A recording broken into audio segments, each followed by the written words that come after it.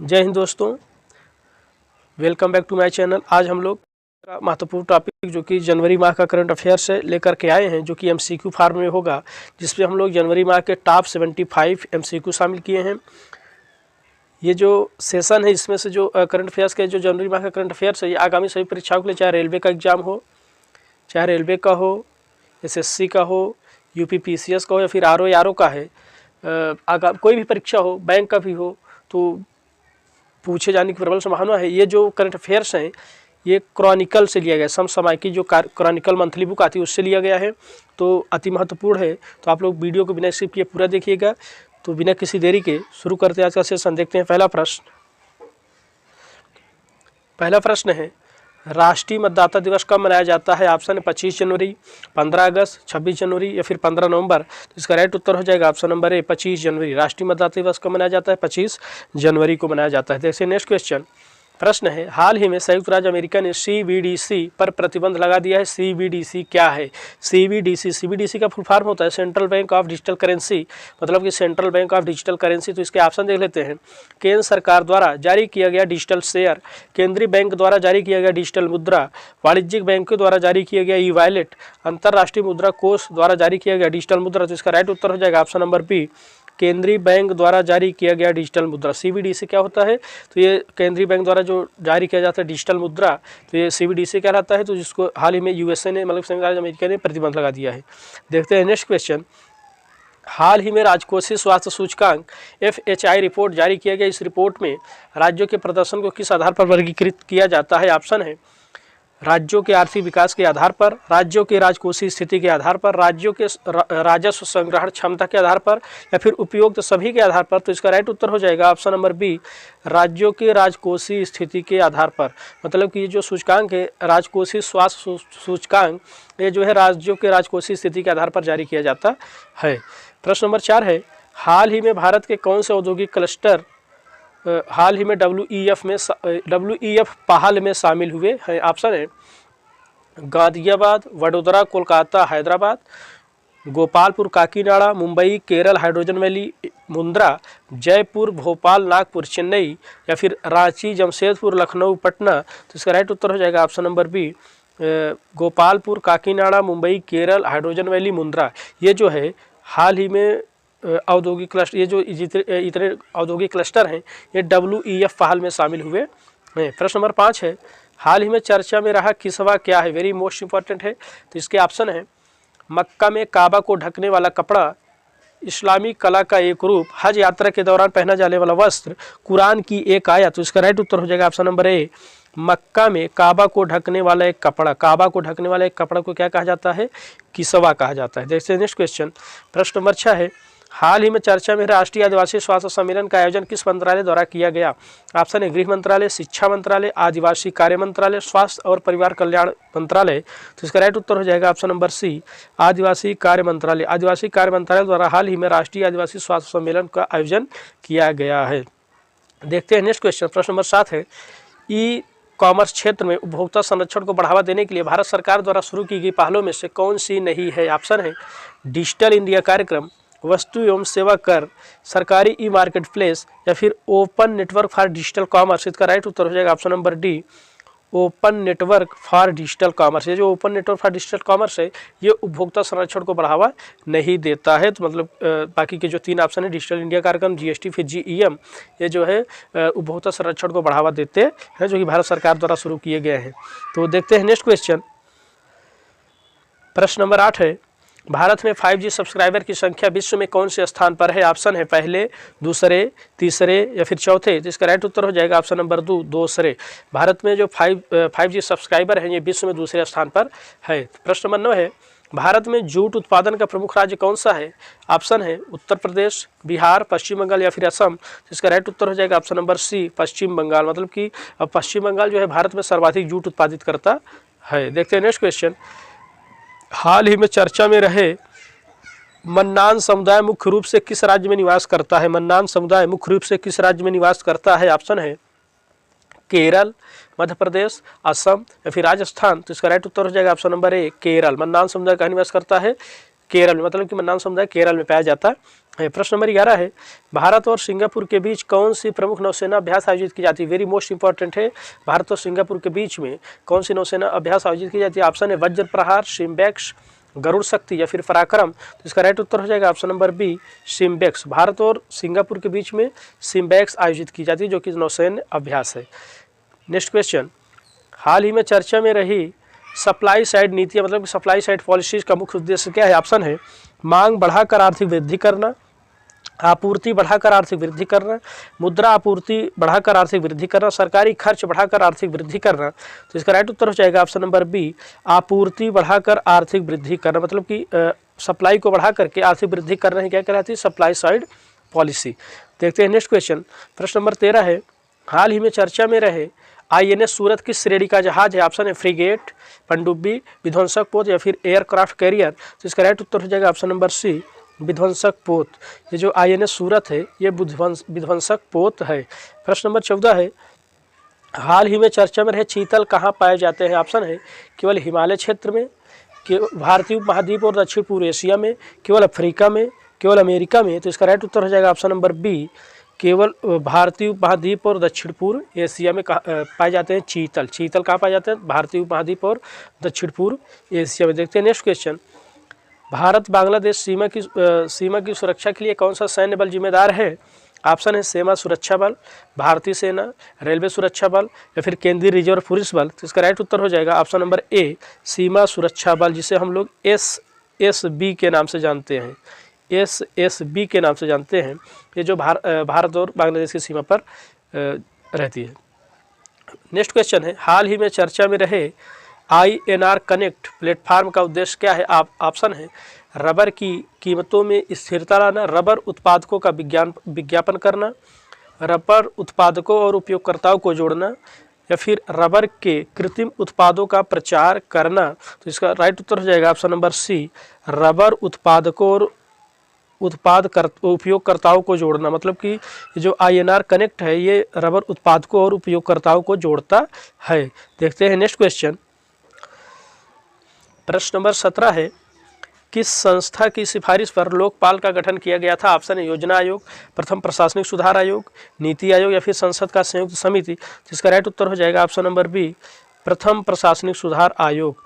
ये जो लोकपाल है इसका जो गठन किया गया था प्रथम प्रशासनिक सुधार आयोग की सिफारिश पर किया गया था। प्रश्न नंबर 18 है, दक्षिण कोरिया में हाल ही में राजनीतिक संकट का मुख्य कारण क्या था? तो ऑप्शन है भ्रष्टाचार के आरोपों में वृद्धि, राष्ट्रपति द्वारा मार्शल लॉ लागू करना, आर्थिक मंदी या फिर संसद का भंग होना।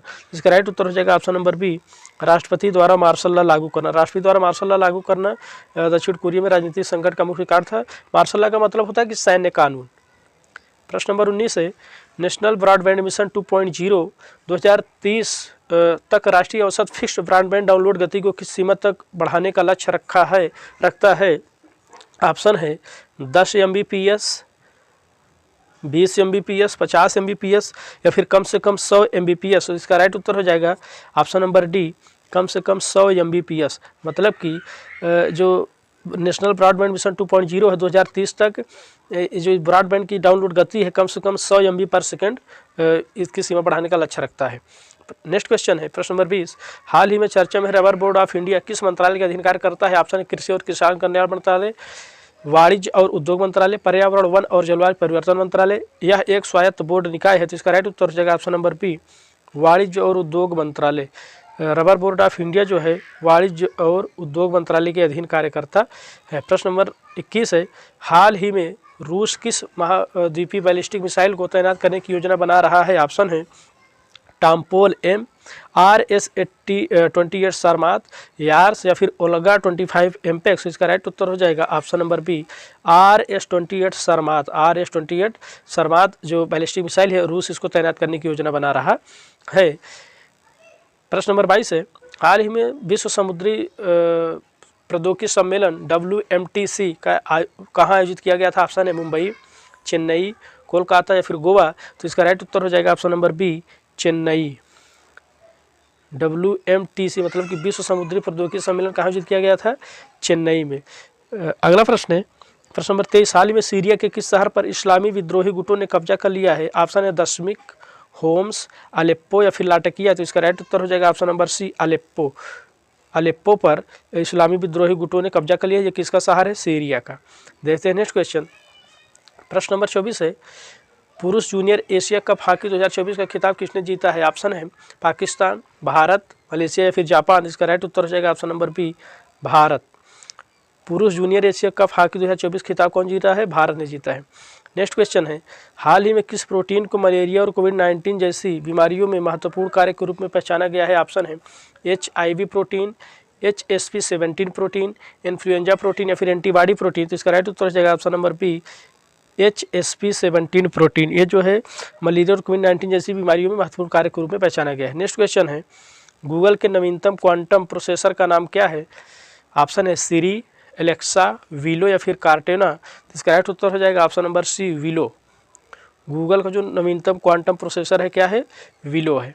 नेक्स्ट क्वेश्चन है, न्यू ग्लेन रॉकेट किस कंपनी द्वारा विकसित किया गया है? ऑप्शन है SpaceX, Blue Origin, Virgin Galactics, United Launch Allianz.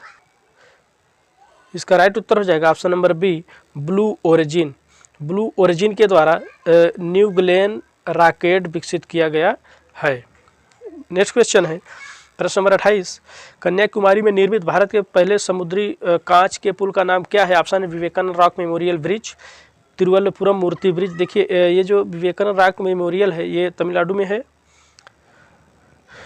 Next option है कन्याकुमारी सी ब्रिज, विवेकानंद तिरुवल्लुवर सेतु। तो इसका राइट उत्तर हो जाएगा ऑप्शन नंबर सी, कन्याकुमारी सी ब्रिज, कन्याकुमारी सी ब्रिज। देखते हैं नेक्स्ट क्वेश्चन, भारत का सकल गैर निष्पादित आस्ती मतलब GNPA अनुपात कितना है? ऑप्शन है 5%, 4%, 3% या फिर 2.6%। इसका राइट उत्तर हो जाएगा ऑप्शन नंबर डी, 2.36%। मतलब कि भारत का सकल गैर निष्पादित आस्ती जो है एसेट जो है 2.6% है। देखते हैं नेक्स्ट क्वेश्चन। प्रश्न नंबर 30 है, तमु लोसार किस समुदाय द्वारा मनाया जाता है? ऑप्शन है गुरुंग समुदाय द्वारा, थारू समुदाय द्वारा, भोटिया समुदाय या फिर गोंड समुदाय द्वारा। इसका राइट उत्तर हो जाएगा ऑप्शन नंबर ए, गुरुंग समुदाय द्वारा। तमु लोसार जो है गुरुंग समुदाय द्वारा मनाया जाता है। प्रश्न नंबर 31 है, वर्ल्ड बैंक की बिजनेस रेडी रिपोर्ट सूचकांक रिपोर्ट किसका मूल्यांकन करती है? मतलब कि जो एक वर्ल्ड बैंक द्वारा जारी किया जाता है बिजनेस रेडी नामक रिपोर्ट, तो ये किसका मूल्यांकन करता है? तो इसके ऑप्शन है देश की व्यावसायिक शिक्षा प्रणाली, व्यावसायिक वातावरण और निवेश का माहौल, देश की व्यावसायिक ऐतिहासिक विरासत या फिर इनमें से कोई नहीं। तो इसका राइट उत्तर हो जाएगा ऑप्शन नंबर बी, व्यावसायिक वातावरण और निवेश का माहौल। मतलब कि ये जो बिजनेस रेडी ये चेक करता है, मूल्यांकन करता है कि व्यावसायिक वातावरण निवेश का क्या माहौल है। नेक्स्ट क्वेश्चन है, शॉक वेव आधारित सुई रहित सिरिंज किस सिद्धांत पर काम करती है? मतलब शॉक वेव आधारित जो सुई रहित सिरिंज है, इसके ऑप्शन है रासायनिक प्रतिक्रिया, ध्वनि तरंगों का उपयोग, चुंबकीय बल या फिर लेजर तकनीकी। तो इसका राइट उत्तर जाएगा ऑप्शन नंबर बी, ध्वनि तरंगों का उपयोग। ध्वनि तरंगों के उपयोग करके ये जो सुई रहित सिरिंज काम करती है।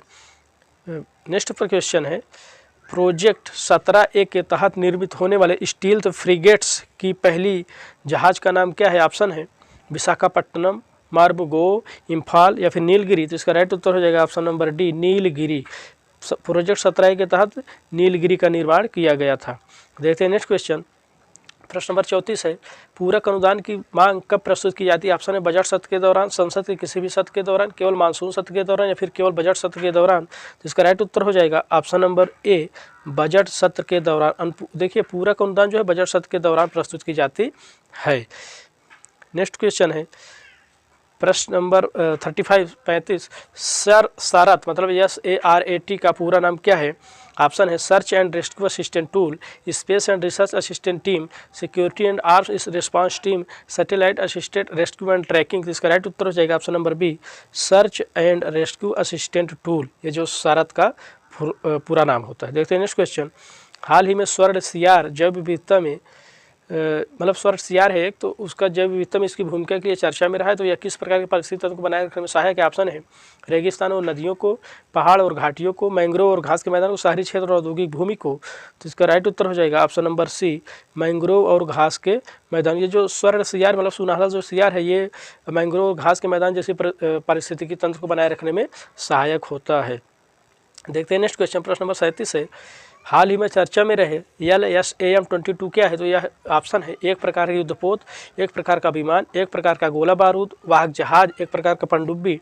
इसका राइट उत्तर हो जाएगा ऑप्शन नंबर सी, एक प्रकार का गोला बारूद वाहक जहाज। क्या है? एक प्रकार का गोला, मतलब कि LSAM-22 क्या है? एक प्रकार का गोला बारूद वाहक, मतलब कि गोला बारूद ले जाता है, तो उस प्रकार का जहाज है। देखते हैं नेक्स्ट क्वेश्चन।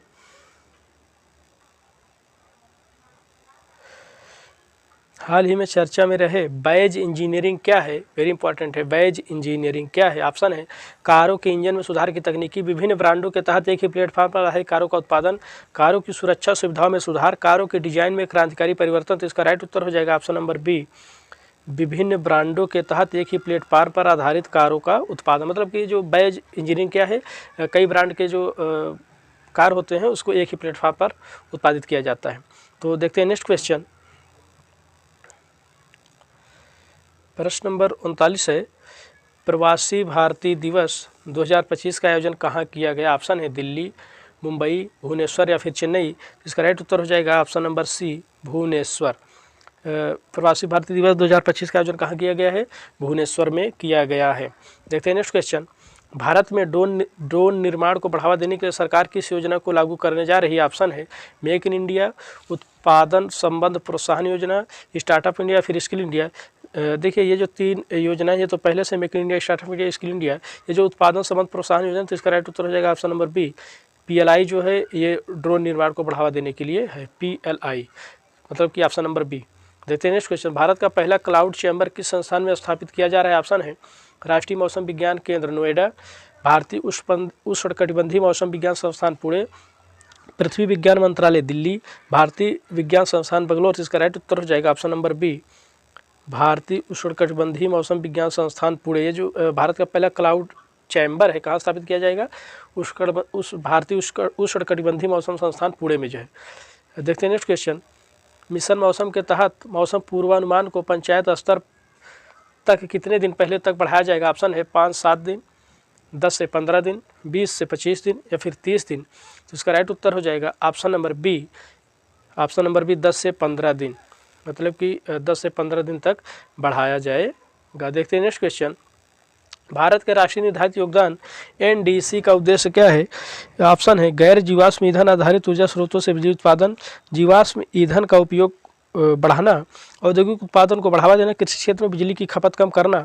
ऑप्शन इसका राइट उत्तर हो जाएगा ऑप्शन नंबर ए, गैर जीवाश्म ईंधन आधारित ऊर्जा स्रोतों से बिजली उत्पादन को बढ़ाना, मतलब कि जो नेशनल डिटरमाइंड कंट्रीब्यूशन है, इसका उद्देश्य है गैर जीवाश्म ईंधन आधारित ऊर्जा स्रोतों से बिजली उत्पादन को बढ़ाना। देखते हैं नेक्स्ट क्वेश्चन।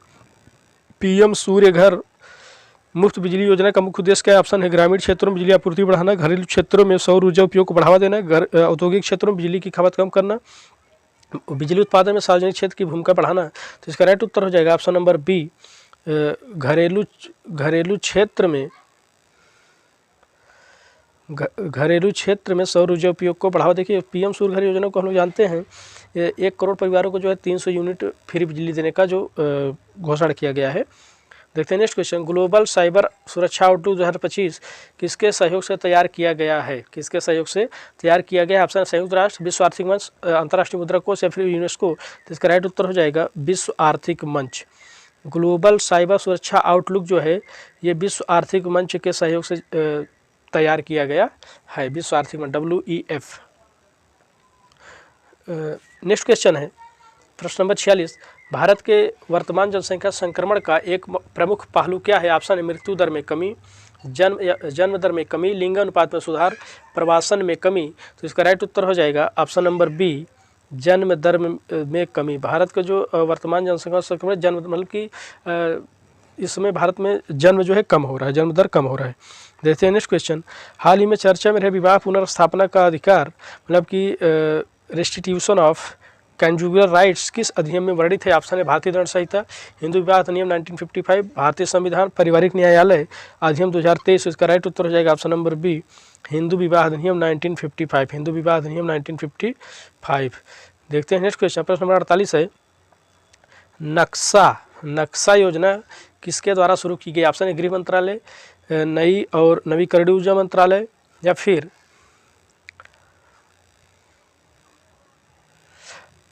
आवास और शहरी मामलों का मंत्रालय, केंद्रीय प्रत्यक्ष कर बोर्ड। इसका राइट उत्तर हो जाएगा ऑप्शन नंबर सी, आवास और शहरी मामलों का मंत्रालय जो है नक्शा शुरू किया है, नक्शा। नेक्स्ट क्वेश्चन है प्रश्न नंबर 49, हाल ही में चर्चा में रहे कृषि समझौता AOA किसका हिस्सा है? ऑप्शन है विश्व बैंक, अंतर्राष्ट्रीय मुद्रा कोष, विश्व व्यापार संगठन या फिर खाद्य एवं कृषि संगठन। जिसका राइट उत्तर हो जाएगा ऑप्शन नंबर सी, विश्व व्यापार संगठन। विश्व व्यापार संगठन जो है कृषि समझौता का हिस्सा है। नेक्स्ट क्वेश्चन है, हाल ही में चर्चा में रहे रसेल आइंस्टीन घोषणा पत्र किससे संबंधित? ऑप्शन है अंतरिक्ष अन्वेषण, पर्यावरण संरक्षण, परमाणु निरस्त्रीकरण या फिर मानवाधिकारों की रक्षा। तो इसका राइट उत्तर हो जाएगा ऑप्शन नंबर सी, परमाणु निरस्त्रीकरण। जो रसेल समझौता है, रसेल आइंस्टीन घोषणा पत्र है, ये परमाणु निरस्त्रीकरण मतलब कि परमाणु हथियारों को कम करने को लेकर के है। नेक्स्ट क्वेश्चन है प्रश्न नंबर 51, हाल ही में चर्चा में सिंधु जल समझौते के तहत भारत और पाकिस्तान के बीच विवाद का मुख्य कारण क्या है?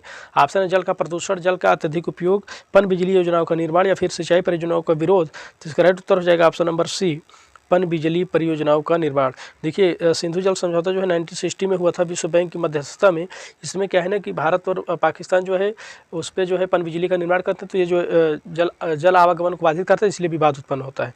देखते हैं नेक्स्ट क्वेश्चन, प्रश्न नंबर 52 है, हाल ही में चर्चा में स्मार्ट सिटी मिशन के तहत कितने शहरों का चयन किया गया था? ऑप्शन है 25, 50, 100 या फिर 200। तो इसका राइट उत्तर हो जाएगा ऑप्शन नंबर सी, 100। मतलब कि स्मार्ट सिटीज मिशन के तहत 100 शहरों को सम्मिलित किया गया था। प्रश्न नंबर 53 है, हाल ही में भारत में किस राज्य ने सबसे पहले समान नागरिक संहिता लागू किया है? ऑप्शन है गोवा, उत्तराखंड, केरल या फिर पंजाब। देखिए गोवा में जो है UCC पहले से लागू है, तो वर्तमान में जो है हाल ही में जो इसने लागू किया है तो वो उत्तराखंड है। क्या है? उत्तराखंड है। बाकी UCC सबसे पहले कहाँ लागू है? गोवा में।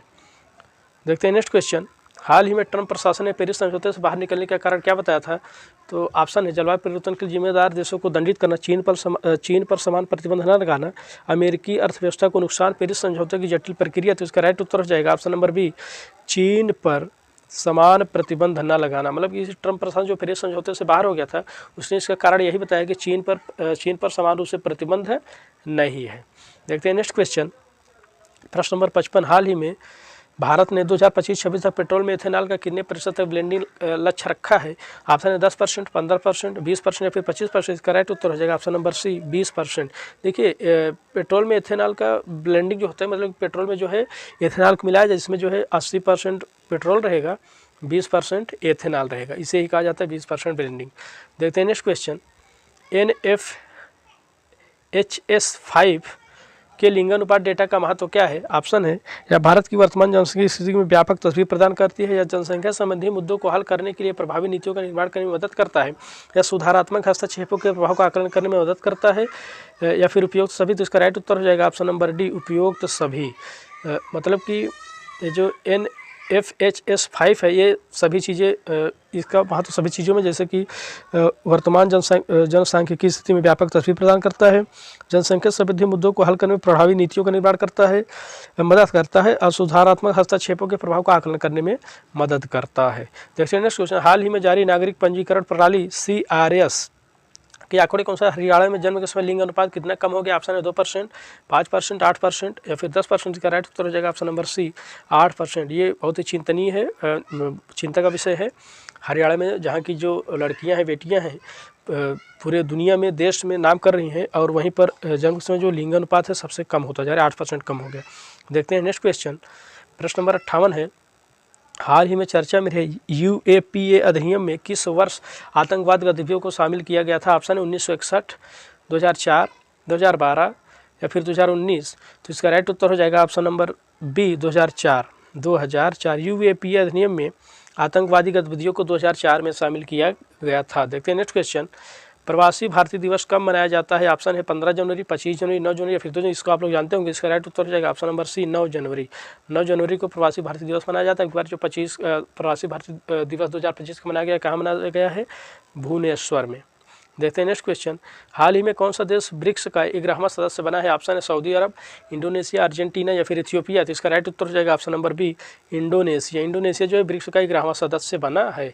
इंडोनेशिया जो है ब्रिक्स का 11वां सदस्य बना है। देखते हैं नेक्स्ट क्वेश्चन, सड़क दुर्घटना पीड़ितों के लिए कैशलेस उपचार योजना किस मंत्रालय द्वारा शुरू की गई है? ऑप्शन है स्वास्थ्य और परिवार कल्याण मंत्रालय, सड़क परिवहन और राजमार्ग मंत्रालय, गृह मंत्रालय, फिर वित्त मंत्रालय। इसका राइट उत्तर हो जाएगा ऑप्शन नंबर बी, सड़क परिवहन और राजमार्ग मंत्रालय। सड़क दुर्घटना पीड़ितों के कैशलेस जो उपचार योजना है ये सड़क परिवहन राजमार्ग मंत्रालय द्वारा शुरू किया गया है। नेक्स्ट क्वेश्चन है, भारत सरकार और तालिबान के प्रतिनिधियों के बीच हाल ही में बैठक कहाँ हुई थी? ऑप्शन है काबुल, दिल्ली, दुबई या फिर कोलंबो। तो इसका राइट उत्तर हो जाएगा ऑप्शन नंबर सी, दुबई में। तालिबान ये जो है अफगानिस्तान में है, तो ये भारत सरकार और इनके दोनों के बीच में दुबई में बैठक हुई थी। देखते हैं नेक्स्ट क्वेश्चन, भारत में सोप स्टोन के सर्वाधिक भंडार किस राज्य में पाए जाते हैं? ऑप्शन उत्तर प्रदेश, राजस्थान, मध्य प्रदेश या फिर छत्तीसगढ़। इसका राइट उत्तर हो जाएगा option number B, Rajasthan. Bharat में सर्वाधिक सोप स्टोन कहाँ पाए जाते हैं? राजस्थान में पाए जाते हैं। देखते हैं नेक्स्ट क्वेश्चन, हाल ही में किन भाषाओं को शास्त्रीय भाषा का दर्जा दिया गया? Very most important question. Option है Marathi, Pali, Prakrit, Asamiya, Bengali. Option number B है हिंदी, उर्दू, गुजराती, पंजाबी।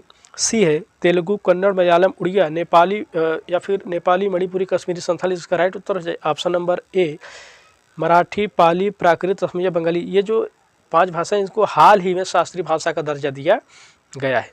देखते हैं नेक्स्ट प्रश्न नंबर 65 है, हाल ही में किए गए पुनर्गणना के अनुसार भारत के तट रेखा में कितने प्रतिशत की वृद्धि हुई? Very most important question. Option है 10%, 25%, 47.6% या फिर 70%। इसका राइट उत्तर हो जाएगा ऑप्शन नंबर सी, 47.6%। हाल ही में भारत की जो तटरेखा है उसमें 47.6% की वृद्धि देखी गई है। नेक्स्ट क्वेश्चन है, हाल ही में चर्चा में रहे हैं ICET क्या है? तो ICET क्या है? तो ऑप्शन इसके भारत अमेरिका के बीच एक व्यापारिक समझौता है, भारत अमेरिका के बीच एक रक्षा समझौता है, भारत अमेरिका के बीच एक महत्वपूर्ण और उभरती प्रौद्योगिकियों के सहयोग पहल है, भारत अमेरिका के बीच सांस्कृतिक आदान प्रदान कार्यक्रम। तो इसका राइट उत्तर हो जाएगा option number C, Bharat America के बीच महत्वपूर्ण और उभरती प्रौद्योगिकियों पर सहयोग पहल है। 66 का सी हो जाएगा। देखते हैं नेक्स्ट क्वेश्चन 67, हाल ही में चर्चा में रहे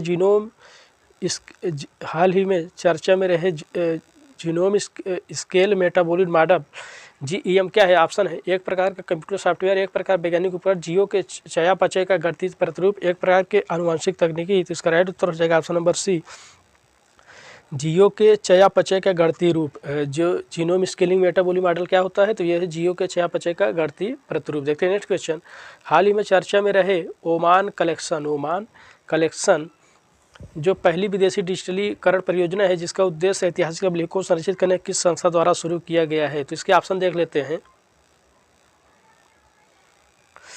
पुरातत्व सर्वेक्षण भारत, राष्ट्रीय अभिलेखागार भारत, भारतीय इतिहास अनुसंधान परिषद, भारतीय पुरातत्व संग्रहालय। तो इसका राइट उत्तर हो जाएगा ऑप्शन नंबर बी, राष्ट्रीय अभिलेखागार भारत के द्वारा। देखते हैं नेक्स्ट क्वेश्चन, टर्टल गार्जियन पहल किस राज्य द्वारा शुरू की गई थी? टर्टल गार्जियन पहल किस राज्य द्वारा शुरू की? ऑप्शन है केरल, गुजरात, तमिलनाडु या फिर उड़ीसा। तो इसका राइट उत्तर हो जाएगा option number C, Tamil Nadu. Turtle guardian पहल जो है तमिलनाडु राज्य द्वारा शुरू की गई थी। देखते हैं next question, genome scale metabolic model GEM का उपयोग किसके लिए किया जाता है? ऑप्शन है जीवों के आनुवंशिक कोड का अध्ययन करने के लिए, जीवों के चयापचय का अध्ययन करने के लिए, मौसम का पूर्वानुमान करने के लिए, भूकंप की भविष्यवाणी करने के लिए। इसका राइट उत्तर हो जाएगा ऑप्शन नंबर बी, जीवों के चयापचय का अध्ययन करने के लिए, जीनोम स्केल मेटाबॉलिक मॉडल का उपयोग किया जाता है। देखते हैं नेक्स्ट क्वेश्चन, किस राज्य सरकार ने सम्मान संजीवनी ऐप लॉन्च किया है? किस राज्य सरकार सम्मान संजीवनी ऐप लॉन्च किया? ऑप्शन है हरियाणा, मध्य प्रदेश, गुजरात या फिर राजस्थान। इसका राइट उत्तर हो जाएगा option number A, Haryana. Haryana सरकार ने सम्मान संजीवनी नामक ऐप लॉन्च किया है। देखते हैं नेक्स्ट क्वेश्चन, भारत ने साइबर सुरक्षा पर दूसरी बिम्स्टेक विशेषज्ञ समूह बैठक की मेजबानी किस शहर में की? ऑप्शन है हैदराबाद, नई दिल्ली या फिर बेंगलुरु। इसका राइट उत्तर हो जाएगा ऑप्शन नंबर सी, नई दिल्ली। साइबर सुरक्षा सहयोग को जो है दूसरी बिम्स्टेक बैठक कहाँ हुई है? तो नई दिल्ली में हुई है। जैसे देखते हैं नेक्स्ट क्वेश्चन, नाहरगढ़ वन्य जीव अभ्यारण्य वेरी मोस्ट इंपॉर्टेंट है, नाहरगढ़ वन्य जीव अभ्यारण्य किस राज्य में स्थित? ऑप्शन उत्तर प्रदेश, राजस्थान, गुजरात या फिर कर्नाटक। तो इसका राइट उत्तर हो जाएगा ऑप्शन नंबर बी, राजस्थान। देखते हैं नेक्स्ट क्वेश्चन, किस संस्था ने राजकोषीय स्वास्थ्य सूचकांक 2025 प्रकाशित किया है? ऑप्शन है भारतीय रिजर्व बैंक, भारतीय प्रतिभूति और विनिमय बोर्ड मतलब कि सेबी, या फिर नीति आयोग या फिर विश्व बैंक। तो इसका राइट उत्तर हो जाएगा ऑप्शन नंबर सी, नीति आयोग। नीति आयोग ने हाल ही में राजकोषीय स्वास्थ्य सूचकांक जारी किया है, 2025 जारी किया है। देखते हैं नेक्स्ट क्वेश्चन, और ये आज का आखिरी क्वेश्चन है, पंगसौ दर्रा जो खबरों में था किन 2 देशों के बीच है? वेरी मोस्ट इंपॉर्टेंट है पंगसौ दर्रा। ऑप्शन है भारत और भूटान, नेपाल, चीन और नेपाल, भारत और म्यांमार या फिर भारत और बांग्लादेश। तो इसका राइट उत्तर हो जाएगा ऑप्शन नंबर सी, भारत और म्यांमार। पंगसौ दर्रा जो है भारत और म्यांमार के बीच में है। तो ये था आज का आखिरी क्वेश्चन। यदि सेशन अच्छा लगा हो तो वीडियो को लाइक, चैनल को सब्सक्राइब जरूर कीजिएगा।